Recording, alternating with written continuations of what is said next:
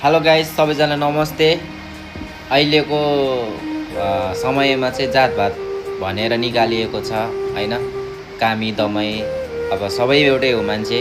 दमाईले बनाएको लुगा लाउन हुने, कामीले बनाएको त्यो भाँडामा खाना पकाएर खान हुने, तर जातभात मान्छेले नै बनाएको जातभात हो। एउटा एकाअर्काले बिहे गर्नुपर्छ, बिहे नगर्नुपर्छ, योसँग बिहे गर्नुपर्छ, त्योसँग बिहे गर्नुपर्छ भनेर बनाएको त होइन नि।